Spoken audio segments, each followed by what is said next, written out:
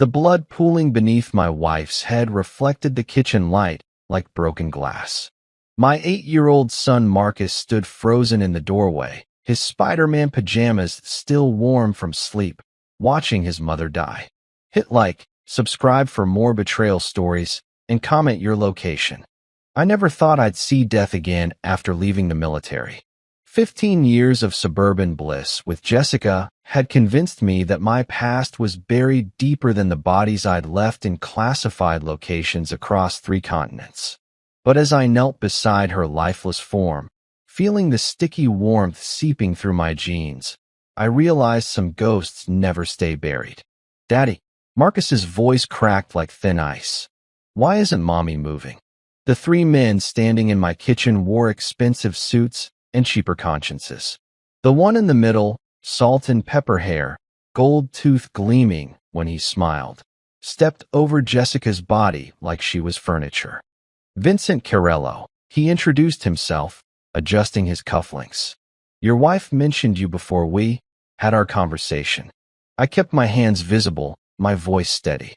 "I don't know what she told you, but $2 million. His words cut through the air like razor wire. "Your loving wife Jessica thought she could steal from my family and disappear into your little suburban fairy tale." My mind raced, but my face stayed blank, a skill that had kept me alive in darker places than this kitchen. Jessica? Stealing? The woman who returned extra change at the grocery store and cried during commercials about abandoned pets? "There's been a mistake," I said carefully. Carello's laugh was dry as bone. "No mistake. Your wife was feeding information to the Torino family for 8 months. Bank account numbers, shipment schedules, safe house locations. She had access to everything because she was working in my nephew's accounting firm."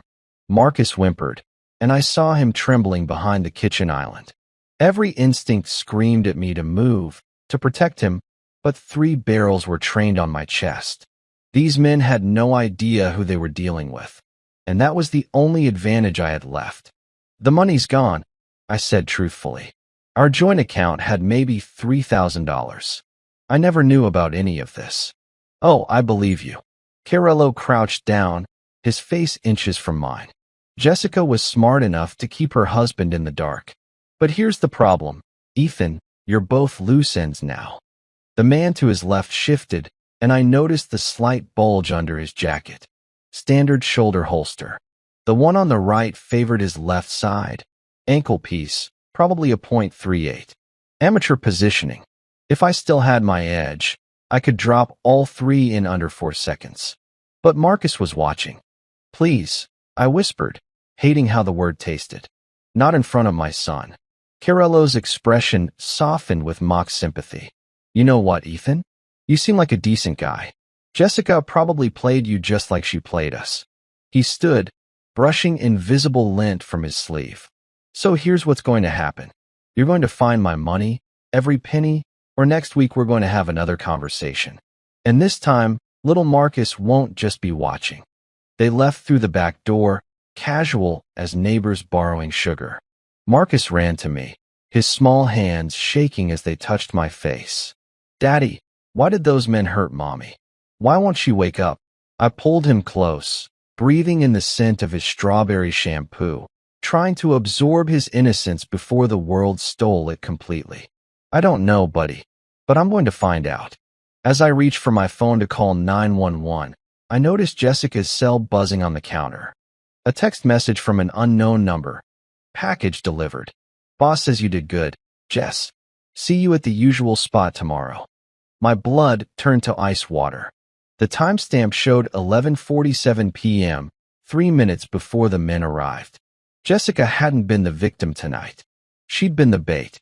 The police sirens wailed like wounded animals in the distance, but all I could hear was Marcus's ragged breathing against my chest.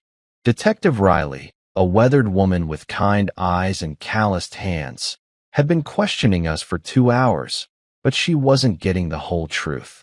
How could I tell her that my wife's murder felt like a military operation gone wrong?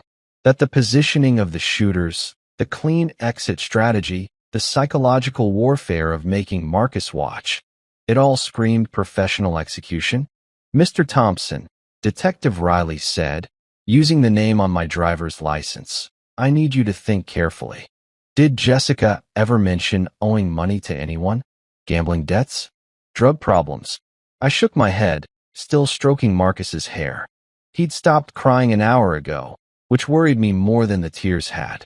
Children shouldn't go quiet like that. Not unless they'd seen things that broke something fundamental inside them. She was a bookkeeper at Carello Construction, I said, testing the waters. Maybe someone there, Vincent Carello's outfit? Riley's pen stopped moving. That's organized crime territory, Mr. Thompson. If your wife was mixed up with those people. She didn't finish the sentence. She didn't need to. My phone buzzed with another text from Jessica's mystery contact. Where are you? Vincent's getting impatient. The pieces were falling into place like shattered glass, forming a window to hell. Jessica hadn't just stolen money. She'd been playing both sides of a war I didn't even know existed. Daddy, Marcus whispered, his voice small and hollow. The man with the gold tooth said Mommy was a liar. Was she? Every muscle in my body tensed. In Afghanistan, we called it mission critical moment, the split second where one wrong move gets everyone killed. This felt exactly the same, except the person I needed to protect was 8 years old and asking questions that could destroy what was left of his childhood. Mommy made some mistakes, buddy, I said carefully, but she loved you very much. Detective Riley leaned forward. Marcus, I know this is hard, but can you tell me exactly what the men said before they hurt your mommy?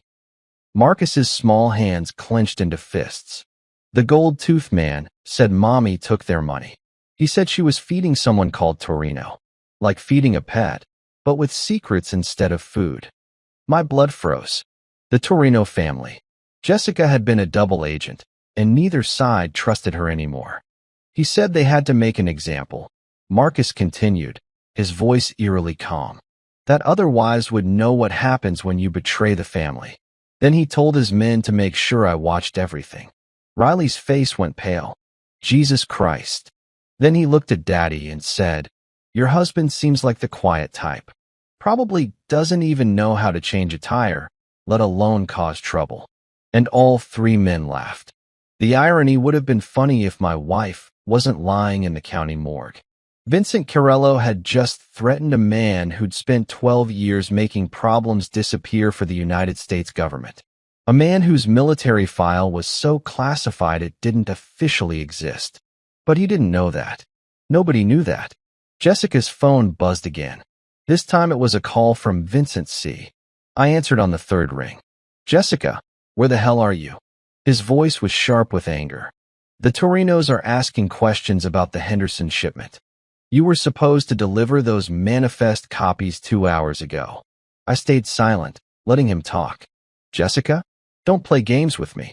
You're already walking a tightrope after that screw-up with the warehouse schedules. She's dead, I said quietly. The line went silent for 10 seconds. Who is this? Her husband. The quiet type who doesn't know how to change a tire. Another pause. Then Carello's laugh, low and dangerous. Well. The suburban dad found his wife's work phone. Tell me, Ethan, have you checked her laptop lately? Or maybe the safe deposit box she rented under your name? My stomach dropped. What safe deposit box? First National Bank, downtown branch. Box 247. Keys probably hidden somewhere clever, knowing Jessica. She always was too smart for her own good. The line went dead. Detective Riley was watching me with sharp eyes. Who was that? Vincent Carello, I said. And I think my wife's murder was just the beginning. Marcus looked up at me with eyes too old for his face. Daddy, are we going to die too? The question hung in the air like smoke from a funeral pyre. Outside, thunder rolled across the city, and I realized the storm had just started. The funeral home smelled like lilies and lies. I sat in the front row wearing my only black suit, watching strangers file past Jessica's casket like they actually knew who she was. Marcus gripped my hand so tight his fingernails left crescents in my palm, but I didn't pull away. Pain was honest. The only honest thing in this room full of mourners who'd never heard my wife's real laugh. Father Mackenzie droned through the eulogy about Jessica's charitable heart and dedication to family, but his words felt hollow. How do you eulogize a woman whose entire life was built on deception? How do you explain to your 8-year-old son that his mother was a ghost long before she died? 3 rows behind me, I spotted them. 2 men in identical gray suits, 2 perfectly pressed, 2 carefully positioned near the exits. Carello's watchers. They weren't here to pay respects. They were here to make sure I understood the message. The threat was real. The deadline was ticking. She was beautiful, whispered Mrs. Patterson from next door, dabbing her eyes with a tissue. Always had such a warm smile when she picked up the mail. If only she knew that smile had been practiced in the mirror, perfected like everything else about Jessica's suburban mask. The woman who baked chocolate chip cookies for the school fundraiser had been photographing bank routing numbers. The mother who read Marcus bedtime stories had been memorizing weapon shipment schedules. After the service, Detective Riley approached me by Jessica's grave. The cemetery stretched out like a checkerboard of grief under the gray October sky, and I could feel Carello's men watching from behind a cluster of oak trees. "We found something," Riley said, pulling out a manila folder. Jessica's computer had encrypted files. FBI cyber crimes cracked them this morning. She handed me a printout of bank statements. Account after account, all in Jessica's name, totaling $2.3 million in deposits over the past 8 months. Wire transfers from shell companies tied to both the Carello and Torino organizations. She was playing both families, I said, the pieces finally clicking into place. Gets worse. Look at the withdrawal dates. My eyes scanned the papers. Every withdrawal happened exactly 1 day before major law enforcement raids on both crime families. Jessica hadn't just been stealing money. She'd been selling information to the highest bidder, then tipping off the competition when heat was coming. She was feeding the FBI too, Riley continued. Agent Thompson from Organized Crime Division confirms Jessica was a registered informant for 6 months. But she was feeding them selective information, keeping the real valuable intelligence for herself. The audacity of it hit me like a sledgehammer. Jessica had been running a 3-way con on 2 crime families and federal law enforcement simultaneously. She'd been living on the edge of a knife, and when she finally slipped, she'd taken Marcus and me down with her. "Where's the money now?" I asked. That's the million-dollar question. Literally. The FBI seized about $800,000 from her accounts, but the rest disappeared the day before she died. Cash withdrawals, wire transfers to untraceable accounts in the Caymans. Marcus tugged on my sleeve. "Daddy, why are those men watching us?" I followed his gaze to the oak trees. Carello's watchers hadn't moved, but now they weren't trying to be subtle. One of them raised his hand to his ear, talking into a radio or phone. "We need to go," I told Riley. "Now." She nodded, understanding the urgency. "There's something else. Agent Thompson wants to meet with you tonight. He thinks Jessica left something behind. Insurance, he called it. Something she planned to use if things went sideways." As we walked toward my car, I noticed a black sedan pulling into the cemetery parking lot. Then another, and another. My pulse quickened with familiar tactical awareness, the kind that had kept me alive in Kandahar and Fallujah. "Get in the car," I told Marcus, my voice calm but firm. "Buckle up and duck down." "Ethan," Riley said, following my sight line to the approaching vehicles, "what aren't you telling me about yourself?" The question I'd been dreading for 3 days. The question that would unravel 15 years of carefully constructed civilian identity. "I used to be good at solving problems," I said, starting the engine. "The kind of problems that required permanent solutions." Riley's eyes widened. "Your military was a long time ago." The first sedan had reached the cemetery gates. Through my rearview mirror, I could see men in dark clothing exiting the vehicles. They moved with precision, professional, coordinated, lethal. "How long ago?" Riley pressed. Long enough that officially, I don't exist anymore. Marcus popped his head up from the back seat. Daddy, are we playing a game? Yeah, buddy. We're playing hide and seek. And we need to get really good at hiding. I gunned the engine and took the back exit from the cemetery, tires kicking up gravel and dust. In my side mirror, I watched the men fan out across the graveyard, their movements tactical and efficient. Jesus Christ, Riley breathed. What kind of soldier were you? The kind that didn't leave witnesses. The kind that completed missions regardless of collateral damage. The kind that earned a nickname whispered in dark corners of military intelligence, the Terminator. But I couldn't tell her that. Not yet. Not until I knew who else might be listening. The kind that's going to keep his son alive, I said instead. My phone buzzed with a text from an unknown number. Cute funeral. Hope you enjoyed it. Because it's the last one you'll attend as a free man. You have 48 hours to find my money, or the next burial will be much smaller. Marcus was quiet in the back seat, but I could see him watching the world blur past his window. His childhood had died with his mother 3 days ago. Now I had to make sure he didn't join her. The war Jessica started was about to become mine. The safe house wasn't much, a 2-bedroom rental on the outskirts of town that Detective Riley had arranged through victim services. But it had reinforced doors, limited sight lines, and most importantly, it wasn't connected to my real name. Marcus sat on the couch eating cereal from a paper bowl, watching cartoons on a small television, trying to pretend his world hadn't collapsed. I stood at the kitchen window, watching the street through Venetian blinds that had seen better decades. 47 hours until Carello's deadline. The missing $1.5 million might as well have been on the moon, but that wasn't my biggest problem anymore. My biggest problem was the black SUV that had been parked across the street for the past 3 hours. Agent Thompson arrived at sunset, looking exactly like what he was, federal law enforcement trying too hard to blend in. His cheap suit and government-issued haircut screamed FBI from 3 blocks away. He carried a briefcase that probably contained Jessica's life, organized into neat little folders of betrayal. Mr. Carter, he said, using the alias Riley had arranged. Thank you for meeting with me. Marcus looked up from his cartoons. That's not Daddy's name. Smart kid. Too smart for his own good, just like his mother. It's okay, Marcus, I said. This man is here to help us understand what happened to Mommy. Thompson opened his briefcase on the kitchen table, spreading out photographs and documents like a dealer shuffling marked cards. Your wife was one of the most effective criminal informants we've ever worked with, and one of the most dangerous. The photographs showed Jessica in places I'd never seen her. Expensive restaurants with men in expensive suits. Hotel lobbies. Private jets.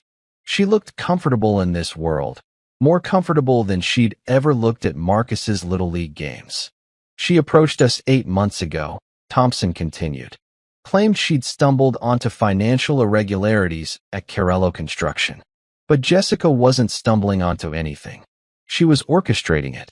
One photograph made my blood run cold.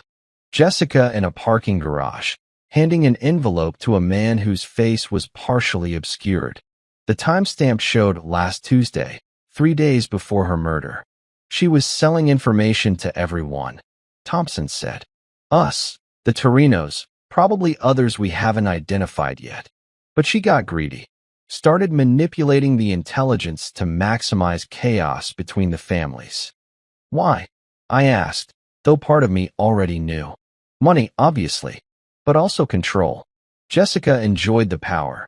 Our psych evaluation suggested she had narcissistic personality traits with sociopathic tendencies. Marcus's cartoon ended, and he wandered into the kitchen. Is that Mommy in the pictures? Thompson quickly gathered the photographs. Yes, son. We're just trying to understand some grown-up things she was involved in. After Marcus returned to his cartoons, Thompson pulled out a final document, a handwritten letter sealed in an evidence bag. She left this in a safety deposit box, along with instructions that it should be given to you if anything happened to her. My hands shook as I read Jessica's familiar handwriting. Ethan, if you're reading this, Then my past finally caught up with me. I know you think I'm the woman you married, but that person died years ago. The money is hidden where we had our first kiss.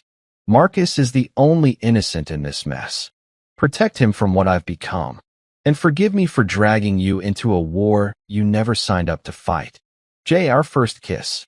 The lighthouse at Beacon Point, 2 miles north of the city. We'd driven there on our third date, and Jessica had been nervous about heights. Or at least, she'd pretended to be. There's something else, Thompson said, his voice dropping. We think Jessica discovered something big right before she died.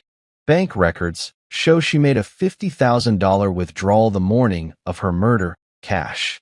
That money hasn't been found. The black SUV across the street hadn't moved, but now I could see 2 figures in the front seat. They were being patient, professional. Too professional for standard Carello muscle. Agent Thompson, I said carefully, how many people knew about this meeting? Just my immediate team. What? Because we're being watched by people who aren't local talent. Thompson's hand moved instinctively toward his weapon as he glanced toward the window. Carello doesn't have that kind of reach. Maybe it's not Carello. The implications hung in the air like cordite after a firefight. If Jessica had been playing 3 sides against each other, there might be a 4th player nobody knew about. Someone with the resources to put professional surveillance on a federal safe house. My phone buzzed with a text from Detective Riley. 3 bodies found in warehouse district. All connected to Torino family. This is escalating fast. I showed the message to Thompson, whose face went pale. The families are going to war, he said. And they think you have Jessica's insurance policy. Do I? That's what we need to find out. But first, we need to move you and Marcus somewhere more secure. Through the window, I watched the SUV's passenger door open. A woman in a dark coat stepped out, checking her watch before walking casually down the street. She moved with the fluid confidence of someone trained in close-quarters combat. I'd seen that walk before. In places where American soldiers weren't supposed to be. In missions that didn't officially exist.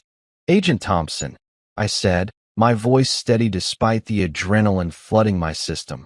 I need to make a phone call. To who? Someone who's been dead for 15 years. I pulled out a burner phone I'd bought that afternoon and dialed a number I'd memorized in a different life. A number that connected to a man who'd sworn to take my secrets to his grave. It rang twice before a familiar gravelly voice answered. Phoenix Repairs, this is Bill. Bill, this is Lazarus. I need a resurrection. The line went quiet for 10 seconds. Then, Jesus Christ. I thought you were living the suburban dream. The dream just became a nightmare. I need an extraction. 1 adult, 1 child, immediate. How hot is your location? Through the window, I watched the woman in the dark coat circle back toward the SUV. She moved like a shark testing the water. Professional surveillance, unknown affiliation. Multiple hostile parties interested in my current residence. Give me 20 minutes. The line went dead. Marcus looked up from his cartoons, sensing the tension in the room. Daddy, are we moving again? Yeah, buddy. We're going to visit some old friends of mine. Agent Thompson stared at me with new understanding. Who the hell are you really? Outside, the woman reached the SUV and spoke briefly with the driver. Then both doors opened, and I saw them clearly for the first time. Military bearing, coordinated movement, expensive equipment. These weren't Carello's people. These weren't Torino soldiers. These were operators. And they were here for me. The explosion shattered every window on the block. I threw myself over Marcus as chunks of drywall and glass rained down like deadly confetti. The safe house's reinforced front door hung twisted on its hinges, smoke pouring through the opening like a gray river of death. Agent Thompson was on the floor, blood streaming from a gash on his forehead, his service weapon already in his hand. Stay down, I shouted to Marcus, whose small body trembled beneath mine. Don't move until I tell you. Through the smoke, I saw them coming. For figures in tactical gear, moving with the precision of a military unit. Night vision goggles, suppressed weapons, coordinated entry pattern. These weren't street thugs, or organized crime soldiers. These were professionals. The first one through the door swept left while his partner went right. Standard room clearing procedure. Their weapons were raised, searching for targets, but they moved too cautiously. They expected resistance, but didn't know what kind. They were about to find out. I rolled behind the kitchen counter, pulling Marcus with me. Close your eyes, buddy. Keep them closed no matter what you hear. Daddy, I'm scared. I know, but I need you to be brave for just a few more minutes. The muscle memory came flooding back like a dam breaking. 15 years of suburban softness melted away in 3 seconds. My hands found the spare Glock I'd taped under the kitchen sink. Old habits from a life where paranoia kept you breathing. Agent Thompson was crawling toward his briefcase, probably trying to reach a backup weapon or radio. The lead operative saw him moving and raised his rifle. I put 2 rounds center mass before he could pull the trigger. The man dropped like a sack of concrete, his Kevlar absorbing most of the impact, but not all of it. His partner spun toward my position, muzzle flash lighting up the smoke-filled room like deadly fireworks. I was already moving. The counter exploded in splinters as high-velocity rounds chewed through the cabinet doors. I came up firing, my shots precise and economical. 3 rounds to the chest, 1 to the head when his body armor absorbed the initial impacts. 2 down. The third operative was smarter. He'd taken cover behind the overturned couch, using Marcus's cartoon-watching spot as a shield. His mistake was thinking like a soldier instead of a father. Federal agents. Thompson shouted from his position near the door. Drop your weapons. The operative behind the couch laughed, cold and professional. There are no federal agents here tonight. His accent was subtle but unmistakable. Eastern European, probably Russian military background, which meant these weren't Carello's people or rival family soldiers. Someone else had found us. Marcus Carter, the man called out, using our false identity. We know you're here. We know about your wife's final gift. Come out now, and the boy lives. I checked my ammunition. 4 rounds left. The fourth operative was somewhere in the smoke, probably flanking us through the bedroom. Time was running out, and Marcus was starting to whimper. What gift? I called back, buying time. The location of Pavel Kozlov's money. $50 million that your wife stole before she died. Pavel Kozlov. The name hit me like a freight train loaded with bad memories. Russian arms dealer, suspected of financing terrorist operations across 3 continents. Last I'd heard, he was supposedly dead, killed in a drone strike in Syria 2 years ago. Apparently, he'd survived. And somehow, Jessica had stolen $50 million from him. The fourth operative appeared in the bedroom doorway, silhouetted against the pale hallway light. I put him down with 2 shots, but not before he got off a burst that splintered the wall 6 inches from Marcus's head. My son screamed. The sound cut through my tactical focus like a blade. This wasn't Afghanistan or Iraq. This wasn't some nameless target in a classified mission. This was my 8-year-old boy, traumatized and terrified, watching his father kill people in what used to be their temporary sanctuary. 1 left. I called to Thompson, who was pressing a kitchen towel against his head wound. The remaining operative's voice came from behind the couch. Ethan Cross. Yes, we know your real name.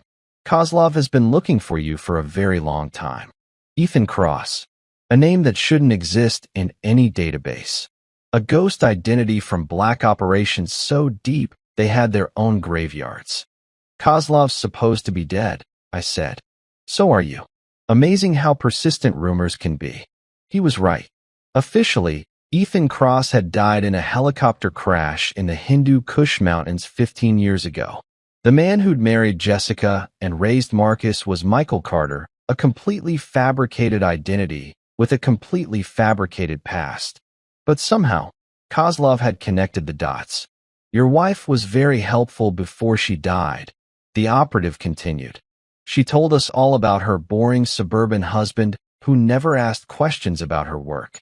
Described you as weak, predictable, harmless. Jessica's final betrayal. Even facing death, she tried to protect us by making me sound worthless. She underestimated both of us, I said. Perhaps, but you're still surrounded, outnumbered, and running out of ammunition. And we have something you want. What? The real reason your wife had to die? The secret she discovered that made her too dangerous to live. I heard sirens in the distance, police responding to the explosion. But they were still minutes away, and this would be over in seconds. Marcus, I whispered, I need you to crawl to Agent Thompson. Stay low. I can't move, Daddy. I'm too scared. Look at me. I turned his face toward mine, forcing him to focus. Remember when we played army in the backyard? You were always the best soldier. I need you to be that soldier now. He nodded, tears streaming down his cheeks, and began crawling toward Thompson's position. The remaining operative made his move, coming around the couch with practiced precision. But he was expecting a suburban dad cowering in the corner, not a man who'd spent 12 years perfecting the art of killing. My last 2 rounds took him down before he cleared the furniture. Silence fell over the destroyed safe house like a burial shroud. For bodies, smoke clearing through the shattered windows, and Marcus sobbing in Agent Thompson's arms. It's over, Thompson said, checking his watch. Backup will be here in 2 minutes. But I knew better. This wasn't over. This was just the beginning. My burner phone buzzed with a text from Bill. Extraction compromised. Phoenix burned. You're on your own, Lazarus. Outside, I could hear more vehicles arriving. Not police sirens. Engines without lights. We need to move, I told Thompson. Now. Where? The whole damn house is compromised. I picked up Marcus, feeling his small arms wrapped around my neck like a lifeline. Somewhere Jessica never knew about. Somewhere Ethan Cross used to hide when the world got too dangerous. As we climbed through the back window into the cold October night, Marcus whispered against my ear, Daddy, who is Ethan Cross? The question every father dreads. The moment when your child realizes you're not the man they thought you were. Someone I used to be, I said. Someone I hoped I'd never have to be again. The storage unit smelled like motor oil and forgotten dreams. Unit 247 at Eastside Self-Storage, a 10x12 concrete box that had been rented under the name John Mitchell for the past 16 years. Emergency cash, fake identification documents, and weapons that officially didn't exist lay hidden behind boxes of Christmas decorations and old tax returns. Marcus sat on a folding chair, wrapped in my jacket, watching me peel away layers of my buried past. Agent Thompson pressed a bag of frozen peas against his head wound, his eyes taking inventory of equipment that wasn't supposed to be in civilian hands. Jesus Christ, he muttered, staring at the modified assault rifles. What kind of operations were you running? The kind that kept people like Pavel Kozlov from buying nuclear material on the black market, I said, checking the action on an M4 that had seen action in places Thompson's security clearance couldn't access. I'd hoped never to touch these weapons again. Each one carried memories of missions that didn't exist, of men who died for causes they'd never understand. But Jessica's betrayals had awakened ghosts that wouldn't go back to sleep peacefully. Daddy, Marcus said quietly, why do you have army stuff hidden here? How do you explain to an 8-year-old that his father used to kill people for his country? That sometimes good men have to do terrible things to keep worse men from doing unthinkable things? Sometimes grown-ups have to keep dangerous things locked away, I said, until other dangerous people force us to remember who we used to be. Thompson's phone buzzed with an incoming call. He glanced at the screen and frowned. It's my director.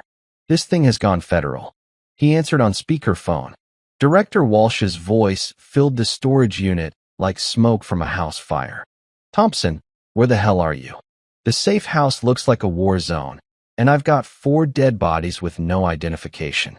The mayor's breathing down my neck, and the press is calling it a terrorist attack. Director, I'm with Michael Carter and his son. They're the targets. This is connected to the Jessica Morrison case, but it's bigger than we thought. How much bigger? Thompson looked at me for permission before continuing. Pavel Kozlov is alive. and Jessica Morrison apparently stole $50 million from him before she died. The line went silent for 10 seconds. Pavel Kozlov has been dead for 2 years, Walsh finally said. Tell that to the Russians who just tried to kill us, Thompson replied. I opened the lockbox where I'd hidden Jessica's personal effects, items I'd collected from our house before the police sealed it as a crime scene. Her jewelry box, photo albums, and a leather journal I'd never seen before. The journal was filled with Jessica's handwriting, but not the careful script I remembered from grocery lists and birthday cards. This was hurried, paranoid, urgent. Date entries going back 18 months. March 15th. Made contact with Dmitry at the Kozlov meeting. He doesn't suspect I'm recording the conversation. Payment schedules confirm what Pavel told the Torinos about the weapons shipment. My blood ran cold. Jessica had been working for Pavel Kozlov directly. April 8th. Ethan asked about my new jewelry again. Had to tell him it was a gift from my sister. He's so trusting, so innocent. Sometimes I forget how easy it would be for someone to hurt him. May 22nd. Pavel wants me to eliminate the FBI contact. Says Thompson is getting too close to the shipping routes. I told him I'd handle it, but I can't kill a federal agent. Need another solution. Marcus climbed off his chair and peered over my shoulder at the journal. That's Mommy's writing. What does it say? I closed the journal before he could read anymore. But the damage was already done. The woman I'd loved, the mother who'd read him bedtime stories, had been planning to murder federal agents to protect a Russian arms dealer. Thompson had finished his call with Walsh and was staring at the weapons cache like he was calculating how many federal laws had been broken. We need to talk, he said. Later. Right now, we need to get to Beacon Point Lighthouse. That's where Jessica hid Kozlov's money. How do you know? I showed him the journal entry from 3 weeks ago. Final insurance policy secure at the place where this whole charade began.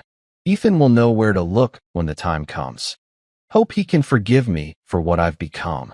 The lighthouse where we'd shared our first kiss. The place where Jessica had pretended to be afraid of heights while probably calculating sight lines and escape routes. That's a 40-minute drive, Thompson said. Kozlov's people will be watching every route. Not if we don't take the roads. I pulled out a detailed topographical map of the coastline, another relic from my operational days. The storage unit had been positioned strategically, with access to abandoned railroad tracks that ran parallel to the coast for 12 miles. We follow the old freight line to Miller's Crossing, then cut through the state forest. Kozlov's surveillance will be focused on highways and main arteries.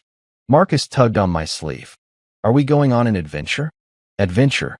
Such an innocent word for what we were about to do. What I was about to drag my son into because his mother had made enemies of people who didn't believe in mercy. Something like that, buddy. I packed the essential equipment into a military-style backpack. Night vision goggles, encrypted radio, medical supplies, and enough ammunition to fight a small war. Thompson watched me work with growing unease. You know this is insane, he said. We should wait for federal backup. Backup takes time. Kozlov's people move fast, and Marcus becomes a target every minute we delay. The truth was simpler and more terrifying. I couldn't trust federal backup anymore. If Kozlov had been alive for 2 years, planning his revenge, he'd had time to place assets inside law enforcement. The attack on the safe house had been too precise, too well-informed. Jessica's journal had one final entry, dated the morning she died. They know. Kozlov discovered the money transfers, and Karelo found the duplicate files. Both families think I betrayed them, but the truth is worse. I betrayed everyone, including myself. Ethan and Marcus will pay the price for my greed unless I can find a way to make this right. The lighthouse holds more than money. It holds the evidence that can destroy Pavel's entire network. If something happens to me, I pray Ethan is strong enough to finish what I started. Strong enough. She'd known exactly who she'd married. She'd known that beneath 15 years of suburban softness lay something harder, colder, more dangerous than the men who'd killed her. She'd been counting on it. Daddy, Marcus said as I shouldered the backpack. Will you have to hurt more bad people? The question cut deeper than any bullet I'd ever taken. Because the honest answer was yes. Before this was over, I'd probably have to become the man I'd sworn never to be again. I'll do whatever it takes to keep you safe, I said.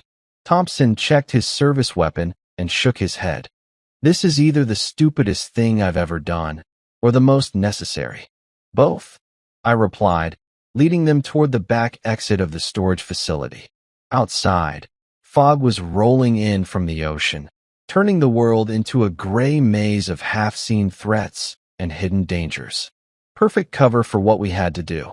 But as we disappeared into the mist, I couldn't shake the feeling that Jessica was still manipulating us from beyond the grave. That even in death, she was pulling strings we couldn't see. The lighthouse waited in the darkness, holding secrets that might save us or destroy us. We were about to find out which. The freight train hadn't run these tracks in 5 years, but the rails still gleamed like silver snakes in the moonlight. Marcus rode piggyback on my shoulders, his small hands gripping my tactical vest as we moved through the fog like ghosts haunting our own past. Agent Thompson followed 20 yards behind, his city shoes crunching on gravel that announced our position to anyone listening. Daddy, why are we walking on train tracks? Marcus whispered against my ear. Because sometimes the best way forward is the path nobody expects you to take. The truth was more complicated. These tracks represented 15 years of careful planning. Escape routes I'd mapped when I first went underground. Contingencies for the day my past caught up with my present. I'd never imagined I'd be running them with my son on my back and a federal agent in tow. My encrypted radio crackled with static, then a familiar voice cut through the white noise. Lazarus, this is Phoenix 1. Are you receiving? Bill, my old handler, the man who'd helped me disappear after my official death. I'd thought he was compromised, but apparently some channels stayed secure even when the whole network burned. Phoenix 1, this is Lazarus. Package is secure, but we're running hot. Kozlov's got assets all over the city. Professional military contractors, probably Blackwater alumni. They're systematically eliminating anyone connected to your wife's operation. Thompson caught up to us, breathing hard. Who's on the radio? A dead man talking to another dead man, I said. 3 more bodies turned up an hour ago, Bill continued. Vincent Carello, his nephew Anthony, and Jessica's former supervisor at the construction company. Kozlov's cleaning house. The implications hit me like a physical blow. Carello was dead, which meant the $2 million debt died with him. But it also meant Kozlov was eliminating witnesses, which made Marcus and me the last loose ends in a very bloody knot. Phoenix 1, I need intel on Kozlov's current location and troop strength. Negative, Lazarus. This channel isn't secure enough for that kind of traffic. But I can tell you that your destination is compromised. Multiple thermal signatures around the lighthouse, professional positioning. Of course it was compromised. Jessica's journal entry about the lighthouse had been too convenient, too obvious. She'd known someone would read it eventually, which meant it was either a trap or a test. How many signatures? I asked. 8 confirmed, possibly more in reserve positions. 8 professional operators against 1 retired agent, 1 wounded FBI man, and an 8-year-old boy. In the old days, I might have liked those odds. Tonight, they felt impossible. Daddy, Marcus said, your muscles are getting tight. Are you scared? Kids notice everything. Another lesson from my operational training that applied unexpectedly to fatherhood. Not scared, buddy. Just thinking hard about how to solve a puzzle. Thompson was studying his own map with a small flashlight. There's a service road that runs behind the lighthouse. If we approach from the north, we might avoid their perimeter. Negative, I said. Professional teams don't leave gaps like that.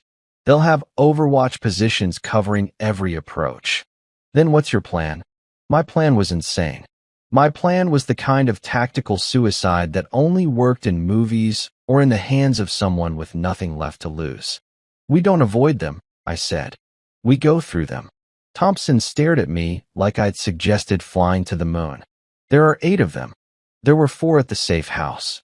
Marcus and I are still breathing. But this was different. At the safe house, I'd had the advantage of surprise and defensive positions. At the lighthouse, they'd be waiting with prepared fields of fire and professional coordination. Unless I changed the rules of engagement. Phoenix 1, I need you to make some noise. What kind of noise? The kind that draws attention away from the lighthouse. Police sirens, federal response teams, something that makes Kozlov's people think they're about to be surrounded. That's going to burn a lot of assets. Bill, I said, using his real name for the first time in 15 years. These people killed my wife and tried to murder my son. Burn whatever you need to burn. The radio went silent for 30 seconds. Then, copy that, Lazarus. Give me 20 minutes to coordinate. Phoenix 1 out. Thompson was shaking his head. This is madness. We should call for backup, establish a perimeter, negotiate. Negotiate with who? Kozlov's not interested in talking. He wants his money and he wants us dead. Not necessarily in that order. Marcus shifted on my shoulders, his weight reminding me that this wasn't just about revenge or justice anymore. This was about a little boy who'd already seen too much violence, who needed his father to be smarter and faster and more ruthless than the men trying to kill them. Agent Thompson, I said, you have a choice. You can follow protocol and probably get us all killed, or you can trust me for the next 2 hours and maybe save my son's life. He looked at Marcus, who was watching him with those 2 old eyes that had seen his mother murdered and his temporary home destroyed by explosions. What do you need from me? When the distraction starts, I need you to take Marcus to the old keeper's cottage behind the lighthouse. There's a storm cellar underneath. Jessica showed it to me years ago. Keep him safe while I handle the cleanup. Handle the cleanup? Thompson's voice rose. You're talking about killing 8 people. I'm talking about eliminating 8 threats to my son's life. There's a difference. There wasn't really. But sometimes the lies we tell ourselves are the only thing that keeps us functional when the world turns dark. My radio crackled again. Lazarus, this is Phoenix 1. Package delivered. You've got sirens converging from 3 directions, plus a federal helicopter inbound. Should draw their attention in approximately 15 minutes. Copy, Phoenix 1. Lazarus going dark. I switched off the radio and checked my weapons one final time. The familiar weight of the M4 felt like greeting an old friend, deadly, reliable, comfortable in my hands despite 15 years of suburban softness. Marcus, I said, lifting him down from my shoulders. I need you to stay with Agent Thompson for a little while. Can you do that for me? Are you going to fight the bad men? Such a simple question. Such a complicated answer. Yes. Will you come back? The question every soldier's child asks.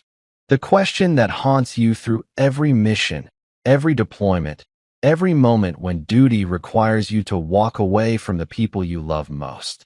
I promise, I said, knowing it might be a lie but needing him to believe it. As Thompson led Marcus toward the keeper's cottage through the fog, I began my approach to the lighthouse. 8 professional operators were waiting for me in the darkness, armed with superior numbers, better positioning, and the certainty that they were hunting a middle-aged suburban father. They were about to discover their mistake. The fog swirled around me like the ghosts of everyone I'd killed in service to my country. Tonight, I'd add 8 more spirits to that haunted collection. For Marcus, for Jessica, despite her betrayals, for the man I used to be and the father I'd sworn to become. The lighthouse beam swept across the water in its eternal rotation, casting long shadows that danced like death across the rocky coastline. Time to remind the world why they used to call me the Terminator. The first sniper never saw me coming. He was positioned in the lighthouse keeper's shed, thermal scope trained on the main approach road, when I came through the window behind him.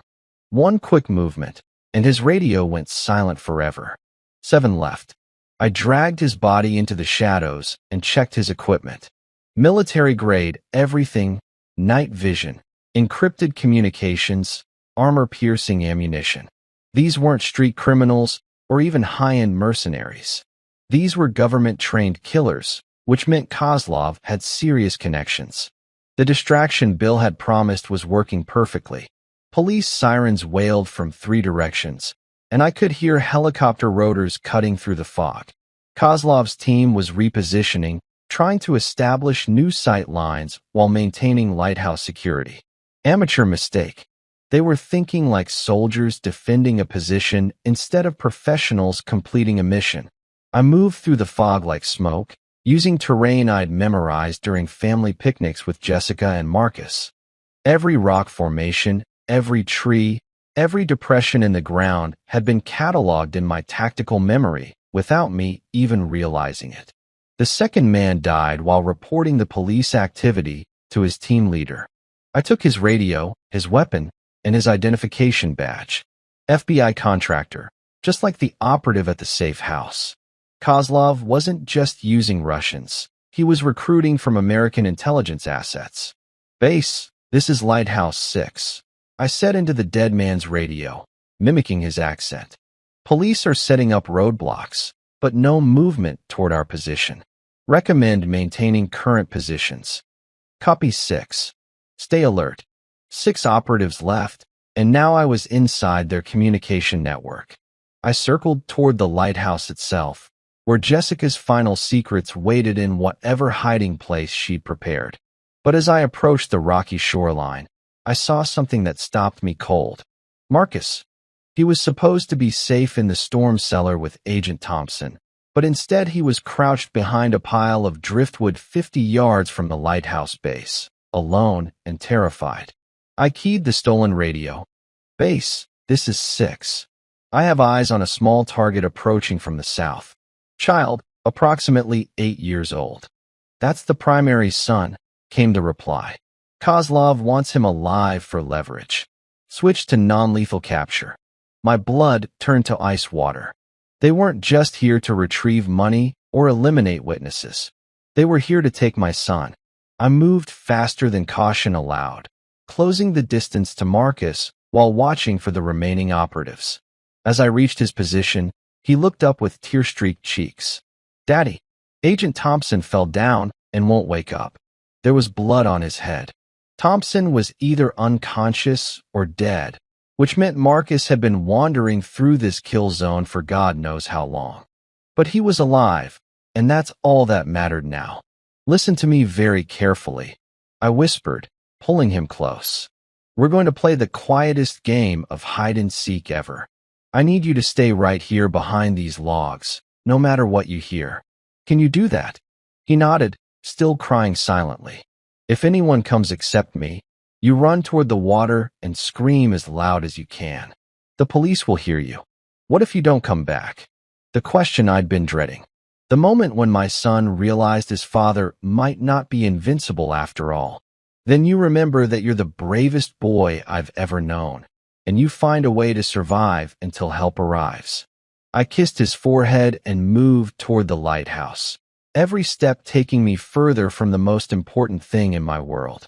The remaining operatives had regrouped near the lighthouse entrance, taking advantage of the stone structure for cover. Through my night vision, I could see them coordinating their search pattern, professional and methodical. But they'd made one crucial error. They were hunting Ethan Cross, the suburban father. They had no idea they were facing the Terminator. I found Jessica's hiding place exactly where her journal had indicated, carved into the lighthouse foundation, sealed with waterproof containers.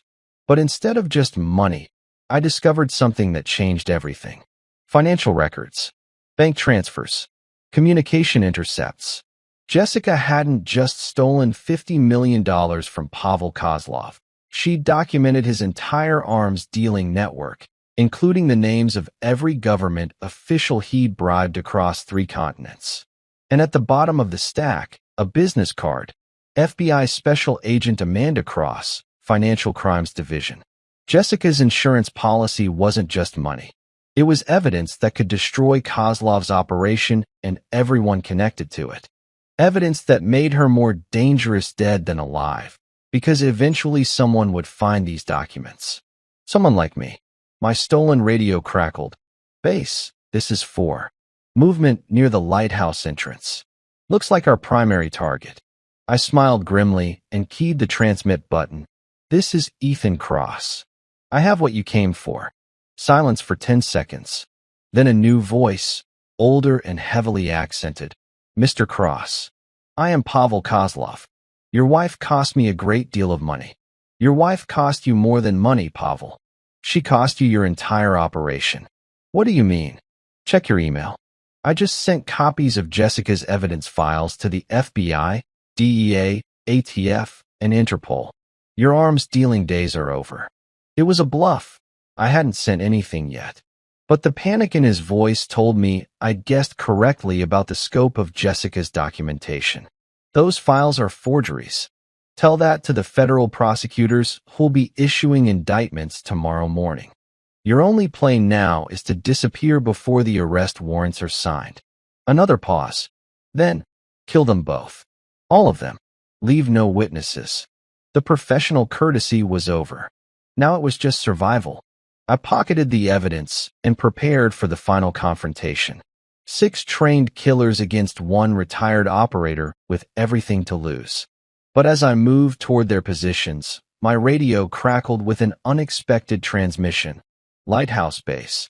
This is FBI Agent Amanda Cross with federal arrest warrants for all personnel.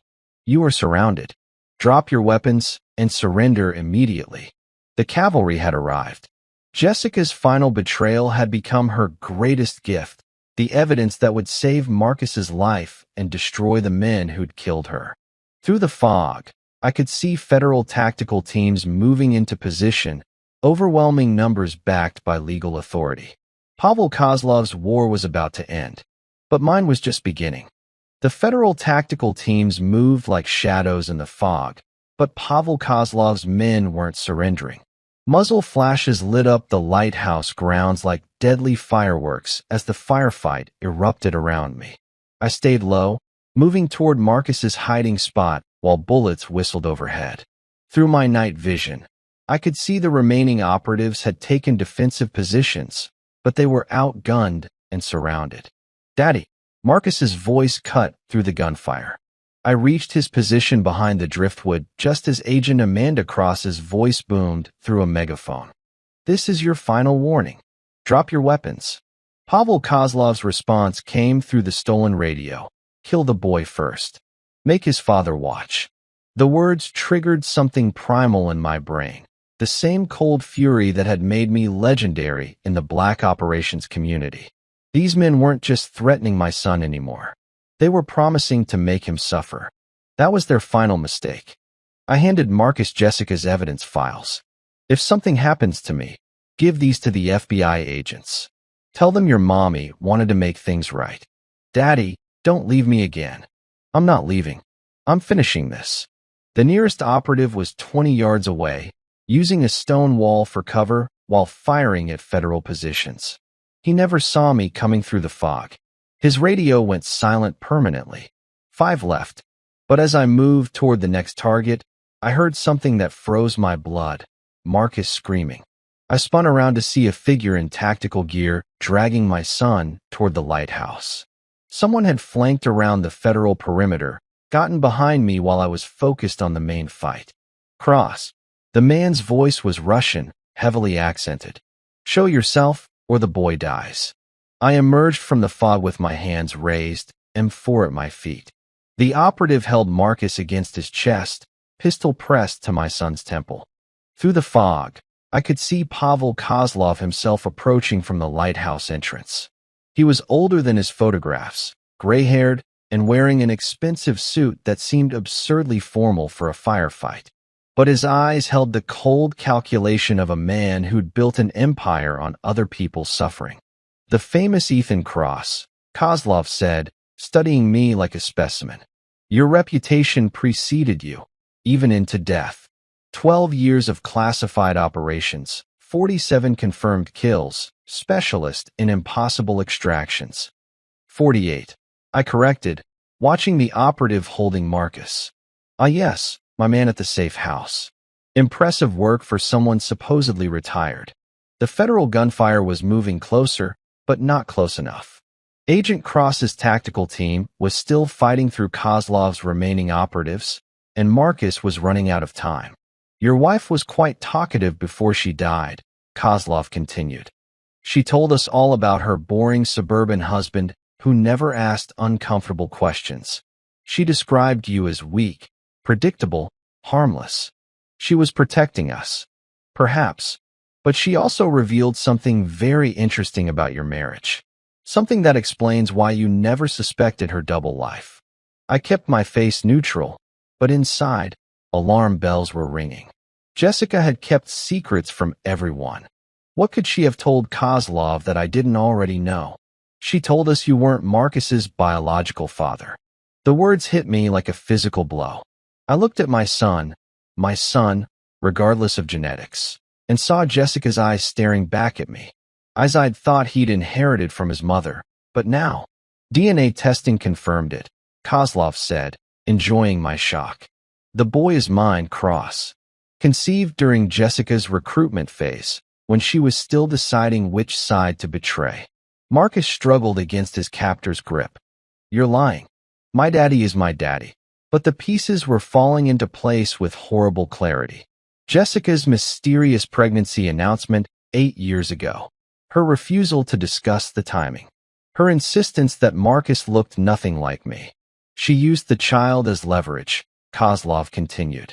Insurance that I wouldn't kill her if she ever crossed me. A son to guarantee her safety. It didn't work, I said. No, because Jessica got greedy. She thought she could play all sides indefinitely. But every double agent eventually faces the same choice, loyalty or survival. She chose poorly. The operative holding Marcus pressed the gun harder against his temple. Say goodbye to your stepfather, boy.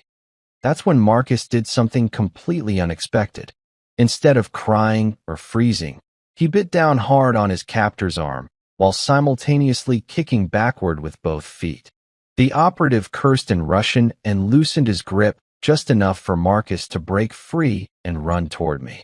I was moving before my conscious mind caught up, diving forward to tackle my son out of the line of fire. The operative's shot went wide, punching a hole in the fog where Marcus's head had been a split second earlier. I came up with my backup Glock in my hand, putting 2 rounds center mass before the Russian could adjust his aim. He dropped like a stone. Kozlov was reaching for his own weapon when Agent Cross's tactical team finally broke through the lighthouse perimeter. Red laser dots painted his chest like deadly measles. Pavel Kozlov, Agent Cross announced, you're under arrest for arms trafficking, conspiracy to commit murder, and about 40 other federal charges. But Kozlov was smiling as they cuffed him. You think this ends anything? I have assets across 3 continents, contacts in every major government. I'll be free within a year. Maybe, I said, picking Marcus up and holding him close. But your arms dealing operation is finished. Jessica's evidence files document everything, bank accounts, weapon shipments, government contacts. Every dirty dollar you've ever made. His smile faded as the implication sank in. Jessica's final betrayal wasn't just stealing his money. It was dismantling his entire criminal empire from beyond the grave. As the federal agents led Kozlov away, Marcus looked up at me with those familiar eyes that suddenly seemed to belong to a stranger. Daddy, what he said about you not being my real father, is it true? The question every parent dreads. The moment when biology and love collide in a child's understanding of family. Marcus, I said, kneeling down to his eye level. There are 2 kinds of fathers in this world. The kind who contribute DNA, and the kind who change diapers at 3 in the morning, teach you to ride a bike, and read bedtime stories every single night for 8 years. Which kind are you? The only kind that matters. He hugged me with the fierce desperation of a child who'd nearly lost everything that defined his world. I don't care about DNA. You're my daddy. Agent Cross approached us as the scene wound down, federal crime scene technicians already documenting evidence. Mr. Cross? Or should I say, Mr. Carter, we need to discuss your legal status. What about it? Officially, Ethan Cross died 15 years ago. But unofficially, we could use someone with your skills in an advisory capacity. The evidence your wife gathered has opened investigations into arms trafficking networks across 5 countries. I looked down at Marcus, who was listening to every word with the intense focus of a child trying to understand his father's complicated world. I'm retired, I said. Permanently. The offer stands if you change your mind. As we walked away from the lighthouse, Marcus asked the question I'd been expecting. What happens now, Daddy? Now we go home and try to build something new. Something honest. Without Mommy.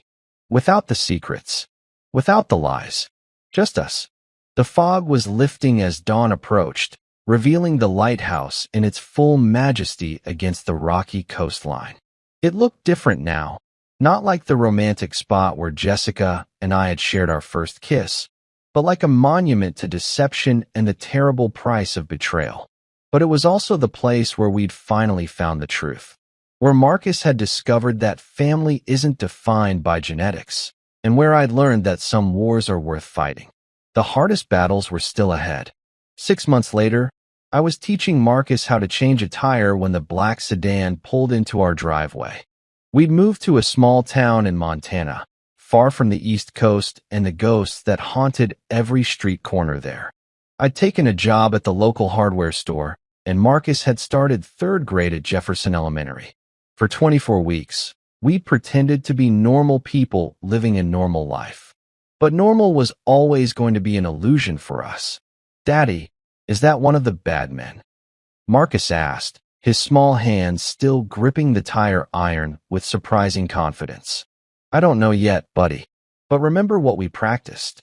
If strangers come, I go to Mrs. Henderson's house and call the number you gave me. That's right. Now go inside and pack your backpack, just in case. He nodded and ran toward the house without arguing. 6 months of therapy had helped him process his mother's death, but it had also taught him that safety was never guaranteed. Some lessons couldn't be unlearned. The sedan's driver was a woman in her 40s, professional but not threatening. She approached with empty hands visible, which was either good training or genuine peaceful intent. Mr. Carter? I'm Judge Rebecca Morrison. I've been trying to reach you for several weeks. Morrison. Jessica's maiden name. Family I'd never met. Connections my wife had never mentioned during our marriage. I'm Jessica's aunt, she continued. Her father's sister. I've been handling some legal matters related to her estate. Estate. Such a polite word for the financial wreckage Jessica had left behind. Insurance payouts, frozen bank accounts, property seized in federal investigations. What can I do for you, Judge Morrison? It's what I can do for you. Jessica left specific instructions with my law firm to be executed 6 months after her death if certain conditions were met. What conditions? That you and Marcus were still alive and still together. That Pavel Kozlov was in federal custody. And that you'd made no attempt to claim any of the money she'd stolen. I'd passed all 3 tests without even knowing I was being evaluated. Judge Morrison handed me a sealed envelope. Jessica's final letter. She wrote it 2 weeks before she died. Inside was Jessica's handwriting, but not the careful script from grocery lists or the paranoid scrawl from her criminal journal. This was something different, honest, vulnerable, desperate. Ethan, if you're reading this, then my gamble paid off and you survived the consequences of my choices. I know you must hate me now. I know Marcus will grow up thinking his mother was a monster. Maybe you're both right. But I need you to understand why I did what I did. Not to justify it, but so Marcus can someday know that his mother wasn't always the woman who got herself killed. When I met Pavel Kozlov 3 years ago, I was already drowning in debt from my father's medical bills. Cancer treatment costs that insurance wouldn't cover, experimental procedures that might have given him another year or 2. I started small, just copying some financial records, nothing that would hurt anyone. But Pavel was persuasive, and desperate people make desperate choices. By the time I realized I was in over my head, I was pregnant with Marcus. The DNA tests Pavel demanded proved he was the father, but I lied to him. Told him the child was yours. I couldn't let him claim Marcus. Couldn't let my son grow up in that world. Everything I did after that was about protecting Marcus from his biological father. Every betrayal, every lie, every dollar I stole, it was all to build a wall between Pavel and my child. The money I hid at the lighthouse isn't just Pavel's 50 million. It's everything. All the money I skimmed from both families over 3 years. Nearly $70 million, invested and hidden in accounts Pavel can never access. It's Marcus's inheritance. College fund. Whatever he needs to build a life free from the sins of his parents. But it comes with conditions. First, Marcus can never know Pavel is his biological father until he's 18. Old enough to understand that genetics don't define family. Second, the money stays hidden until Marcus turns 21. By then, Pavel will either be dead or serving multiple life sentences. Third, if you ever feel unsafe, if you ever think Marcus is in danger, there's an extraction protocol. Call the number at the bottom of this letter. They'll relocate you anywhere in the world with new identities and enough resources to disappear forever. I know I don't deserve forgiveness. I know I destroyed our family to save it. But please don't let Marcus hate the memory of his mother. I loved you both more than my own life. Everything I did wrong was an attempt to do something right. The man who raised him will always be his real father. Jessica, at the bottom was a phone number and an account number for a bank in Switzerland. Judge Morrison watched me read with patient understanding. There's more. Jessica established a trust fund managed by my firm. Marcus will receive $50,000 annually for educational expenses, with the remainder held until his 21st birthday. And if I refuse, then the money goes to various charities, and you're free to raise Marcus however you see fit. But Jessica hoped you'd accept it as her final attempt to provide for her son's future. Marcus appeared in the doorway, backpack slung over his shoulders. Daddy, is everything okay? I looked at this boy who'd watched his mother die, survived assassination attempts, and still trusted me to keep him safe. Jessica's son by genetics, but mine by every choice that mattered. Everything's fine, buddy. This lady is your mom's family. She came to tell us that your mom left some money to help pay for college when you get older. Will I have to go live with her? Never. You're staying with me. Judge Morrison smiled. Jessica said you'd say that. She also said to tell Marcus that his mother was proud of the brave boy he'd become. As she drove away, Marcus and I stood in our driveway watching the dust settle. Our quiet life in Montana suddenly felt more permanent, more possible. Daddy, Marcus said, I don't remember everything about Mommy anymore. Is that bad? No, buddy. It's normal. But the important things, how much she loved you, how she used to sing you to sleep, the way she made pancakes shaped like dinosaurs, those memories will stay. What about the bad things? The scary things? Those will fade if we let them. The love stays. The fear goes away. That night, after Marcus fell asleep, I called the number Jessica had left in her letter. A woman with a British accent answered on the first ring. Lazarus Protocol. How can we assist you? This is Ethan Cross. I'm calling about the Jessica Morrison contingency. Ah, Mr. Cross. We've been expecting your call. Are you in immediate danger? No. I just wanted to know the option exists. It always will. Jessica paid for lifetime protection services for both you and Marcus. Should circumstances change, we can have you relocated within 12 hours to any location worldwide. I hung up feeling something I hadn't experienced in months. Security. Not the false security of suburban normalcy, but the real security that comes from having options, resources, and people who owe you favors. Jessica's final betrayal had become her greatest gift. Not just the money, but the knowledge that Marcus would never want for anything. College, medical care, protection, opportunities, all guaranteed by the fortune his mother had stolen from the man who'd never know he was a father. The next morning, Marcus and I finished changing the tire on our truck. He was getting stronger, more confident with tools and problems that required patience and precision. "Daddy," he said as we cleaned up, "when I grow up, will I be good at fixing things like you? I hope you'll be better than me, buddy. I hope you'll be the kind of man who fixes things without breaking other things in the process." He considered this with the seriousness of a child trying to understand adult wisdom. "Like fixing our family after the bad men broke it?" Exactly like that. 2 years had passed since that morning when Judge Morrison changed our lives forever. Marcus was 10 now, taller and stronger, with calluses on his hands from helping me rebuild the old barn behind our Montana house. The nightmares had stopped months ago, replaced by dreams of baseball games and fishing trips and all the normal things a boy his age should dream about. But today was different. Today, I had to tell him the truth. We sat on the front porch as the sun set behind the mountains, sharing a bowl of the strawberry ice cream that had become our Sunday tradition. Marcus was telling me about his science project, something about volcanoes and chemical reactions, when I interrupted him. "Marcus, there's something important we need to talk about." He immediately went still, that old wariness creeping back into his eyes. 2 years of peace hadn't erased the survival instincts he'd learned as an 8-year-old. "Are we in danger again?" "No, buddy. We're safe. But you're getting older, and there are some things about your mom that I think you're ready to understand."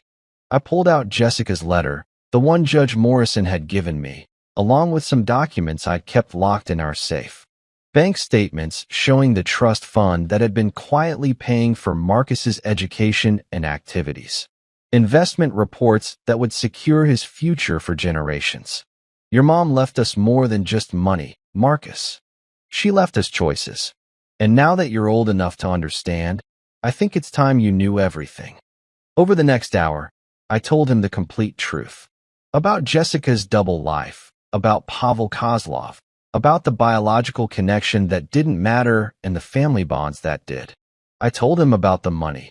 Enough to buy anything he'd ever want, go to any college, start any business, live any life he could imagine. When I finished, Marcus was quiet for a long time, staring out at the mountains that had become our sanctuary. "So my real mom was like a spy," he finally said. "Something like that.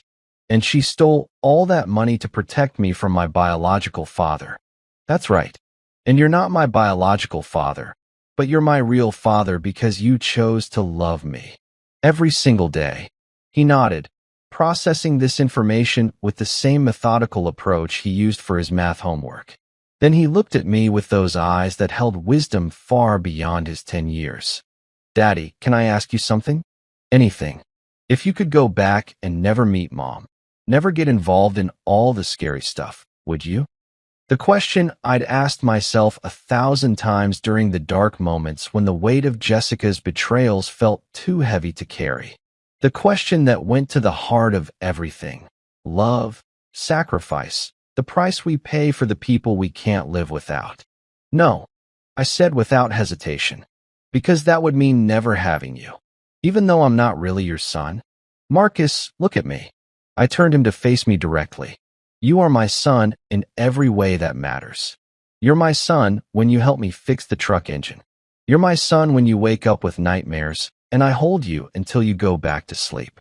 You're my son when you make me proud by being kind to kids at school who get picked on." Tears started rolling down his cheeks, but they weren't sad tears. They were the tears that come when someone finally understands they're loved completely, unconditionally, forever. "You're my son because I chose you every day for 10 years, and I'll keep choosing you every day for the rest of my life. Biology doesn't make families, Marcus. Love makes families." He hugged me then with the fierce intensity of a child who'd finally found solid ground in a world that had seemed determined to shake him loose. "I love you too, Dad." "Dad, not Daddy." The subtle shift of a boy growing into young man, but the love behind it unchanged. As the stars came out over our quiet Montana valley, I realized that Jessica's final gift wasn't the money or the security or even the truth. It was this moment, the chance to sit with my son and know that despite everything we'd survived, we'd found our way to something real. The past would always be part of our story. The money would always ensure Marcus's future. But right now, on this porch, watching my son grow into the kind of man who could carry the weight of complicated truths with grace, this was enough. This was everything. The Yandy thank you for taking this incredible journey with us through betrayal, revenge, and ultimately, the unbreakable bond between a father and son. If this story moved you, touched your heart, or kept you on the edge of your seat, please hit that like button and subscribe for more epic revenge stories that explore the depths of human loyalty and love. Drop a comment and tell us where you're watching from.